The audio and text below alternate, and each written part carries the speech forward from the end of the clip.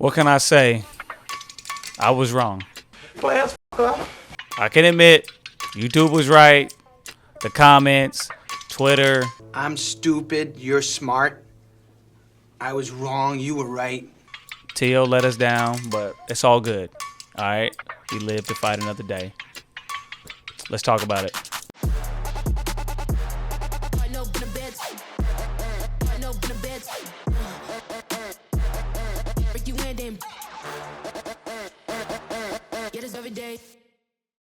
What's going on, Fight fans? Welcome back to the Fight Fan Club.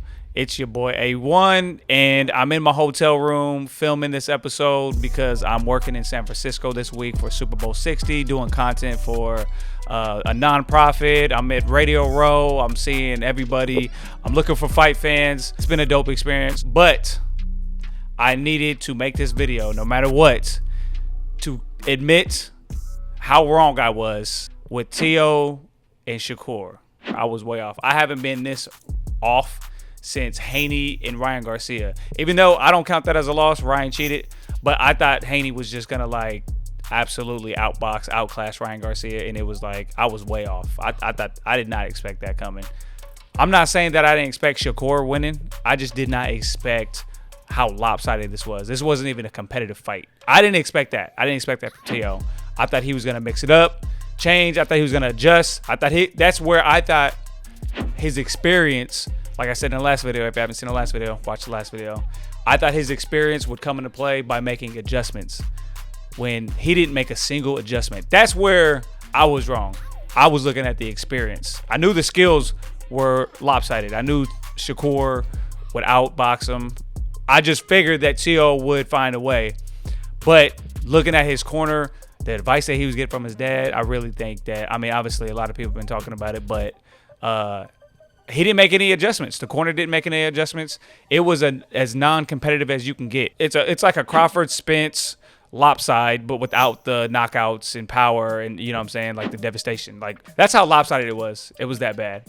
And you know what? I got to take this one on the chin, you know? So I got to make this video and admit where I was wrong. My analysis, all right? This is what I think, okay? I don't think my analysis was wrong. I think that I was wrong in the fact that thinking that Teo was going to make those adjustments based on his experience. So that's what I was coming from. I was coming from his experience, making adjustments. That didn't happen at all. However, we had a fun night on the live stream on TikTok. We had over like 500 people on the stream. We launched the Discord. So watching the fight was fun based on just the community of the Fight Fan Club. So if you're not following the TikTok, go over here on TikTok. We do live stream watch parties. Join the Discord. We talk fights. We talk boxing. But we're also building a community on Discord for fight fans, you know, like you, like me. So if you haven't already, I'm just plugging the show right now.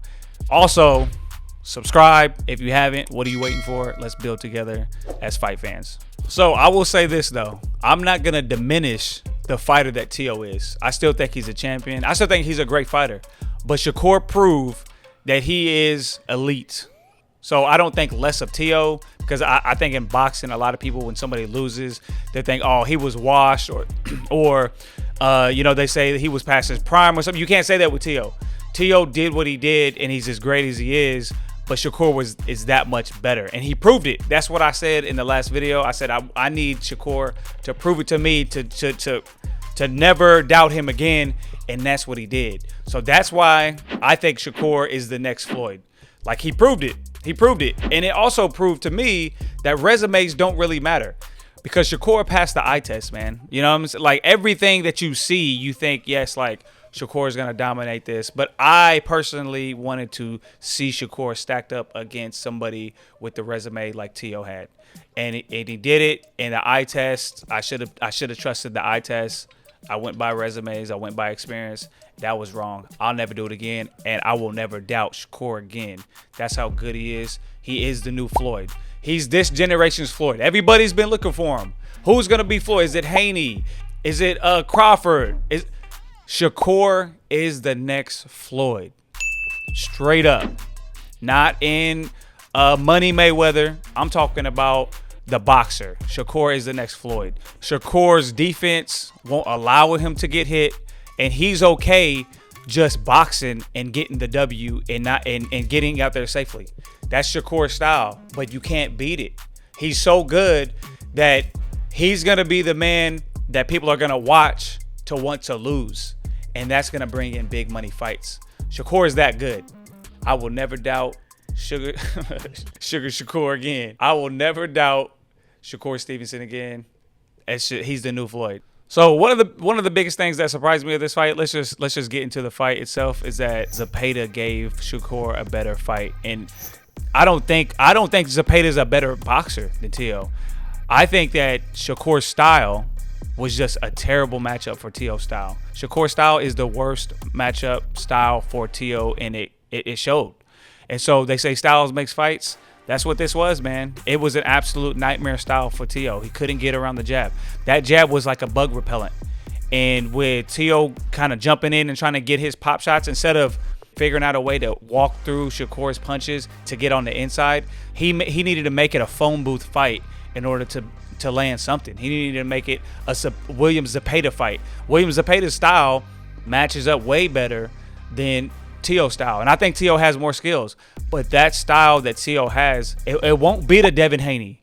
It won't be a Richard Hitchenson's. It won't. And so where does that leave Teo as far as, like, you know, just his status? I don't know. It's up in there. He's gonna have to switch up something, and I think it starts with this corner.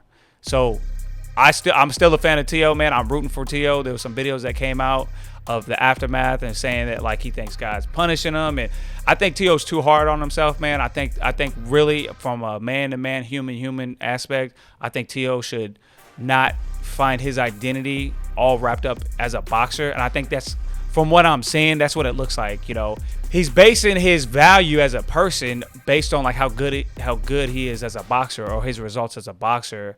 And I just think that, man, like, I think he needs to do some soul searching, to be honest with you, in order to have a healthy mindset getting into the ring. Because Teo's value doesn't come from boxing, man. It comes from being made in the image of God. I'm a Christian. That's what I believe. So I'm wishing the best for Teo. I hope that he figures his mental out, because it does look like, you know, you don't want boxers to go through that. But let's talk about Shakur, man. What's next for Shakur? I think he proved everything he needed to prove.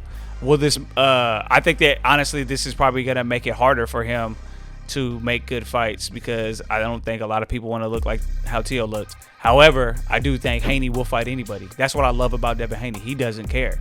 He'll get in the ring with anybody. So I think that's the fight that actually gets made. Conor Benn jumped in the ring after the fight. I mean, maybe that's a cash grab. Shakur, get your money, bro. Like, you know, I'm all for athletes getting their money and doing what they got to do. As a fight fan, that doesn't really intrigue me. I want to see Shakur in there with the best. Honestly, the best fight to make is Keyshawn Davis. That Keyshawn Davis fight, I said it before, he looks like a mini Bud Crawford, and I still think he looks like a mini Bud Crawford. Keyshawn Davis is one of the most intriguing fighters that's out there, bro.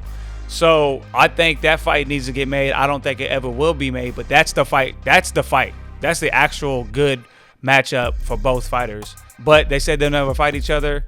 I hope that something happens to where they will.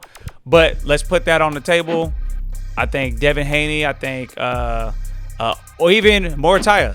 Moritaya just proved he beat Andy Cruz. So at 135, man, Moritaya is a live dog. Moritaya is a real champion.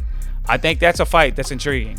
I think that's a really good matchup, honestly, because Muay Thai is kind of like a Zepeda, where he'll walk you forward, he'll try to cut off the ring, and he has some boxing skills. Muay Thai can fight and he can box. So that's an intriguing fight. I would love to see that fight, matter of fact.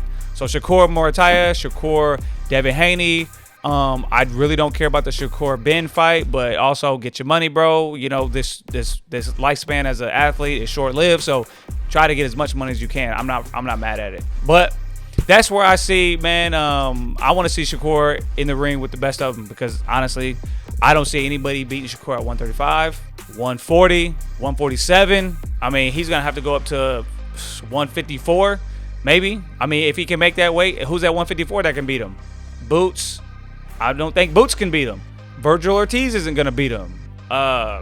He's going to have to go up to 160, 168. But that's not going to happen. So I don't see Shakur losing. That's how good he is. That's why he's the next Floyd. That's where he's at. until Bam Bam Rodriguez grows another 5 inches and adds another 30 pounds to him, I don't see Shakur losing. I just think the problem with Shakur is, can he sell out fights? He's gonna have to make these fights intriguing with his matchups, because his style doesn't lend to like prize fight, like, you know, because he's not a Tank Davis where he's gonna knock people out and, you know, wow the crowd. But pure boxing fans love watching him fight because he's highly skilled. So that's where Shakur's at. It's not his skill level. It's not whether he's gonna lose. It's whether he can sell fights and whether he can, you know, try to get guys out of there, man. I would love to see Shakur push the gas a little bit more and try to get these guys out of there. If he's able to do that, switch it up a little bit, take a little bit more risk to like get these guys out of the ring when they should be finished. If he can close the deal on these fights, then I think that his stock is really gonna raise. But that's all I got, man. I'm man enough to know when I'm wrong. I was way off. Shakur's the man. That's it. That's all I can say. But until next time, man, I'm going to finish my week in San Francisco. I'm out here working for the week. Go back home to my family. And I'll see y'all on the next one, man. Peace.